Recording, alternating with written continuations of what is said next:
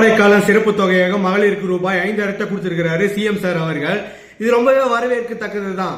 என்ன ஒண்ணு 2021 கோடைக்காலம் வரல போல இருக்குது. அதனால இப்பதான் கோடைக்காலம் வந்துச்சு, மகளிர் எல்லாம் என்ன பண்ணுவாங்கன்னு சொல்லிட்டு ஒரு பதட்டத்துல மகளிருக்கு ரூபாய் 5000 கொடுத்திருக்கிறாரு.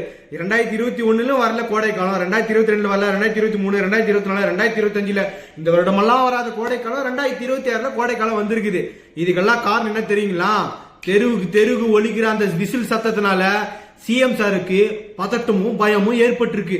எங்கடா மக்கள் உஷாராயிட்டு விசில் சின்னத்துக்கு ஓட்டு போட்டு இந்த ஆரம்பிச்ச கட்சி முன்னாடி நம்மள தலைகுனி வச்சிருவாங்களோ, நம்மள தோக்க அடிச்சிருவாங்களோன்னு சொல்லிட்டு ஒரு பயத்தை சிஎம் சார் அவர்கள் உணர்ந்துட்டாரு. மகளிருக்கான உரிமை தொகையை மாசம் 15ஆம் தேதி கொடுக்கிற அந்த திராவிட முன்னேற்ற கழகம் இந்த மாசம் மட்டும் 13ஆம் தேதி கொடுக்கிறதுக்கான காரணம் என்ன? தமிழக வெற்றி கழகத்தின் தலைவர் தளபதி விஜய் அவர்கள் சேலத்துல மக்களிடையே ஒரு நேர்காணல சந்திக்க போறாரு. அந்த விஷயத்தை டைவர்ட் பண்றதுக்கு மக்களுக்கு ஒரு 5000 ரூபாய் கொடுத்திருக்காங்க. நீங்க 1000 விஷயம் பண்ணுங்க, நீங்க என்னதான் பண்ணாலும் தளபதி அவர்களுடைய ஒவ்வொரு அசைவிலும் மக்கள் உணர்ந்துட்டு தான் இருப்பாங்க, மக்கள் கேட்டுட்டு தான் இருப்பாங்க.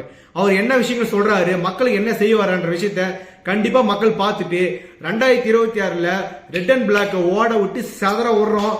பொறுத்திருந்து பார்ப்போம், நீதி வெல்லும்.